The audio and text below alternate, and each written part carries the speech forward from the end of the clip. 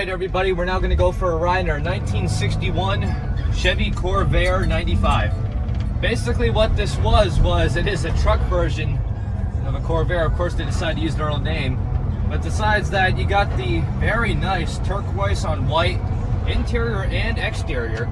As you can see, especially with the visors, I don't know how they made it to exactly look the same. Maybe they painted them, but you got a very nice, comfortable bench seat. You got your 8-track radio. You even got a CB radio. Of course, they really want to keep this thing old since they got the old Sun Protec in there, which is very popular in the 70s era. But as I'm downshifting, as I'm going around the road, you can hear it. Really smooth, really fun to drive, actually.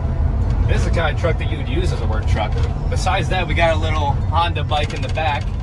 And with this truck, as you know, they had the step side door, which basically the whole door on the right side goes down. And you can put a bike, you can put your own personal vehicles in there, plus small stuff, but it was really used as not just a work truck, but a fun joyride.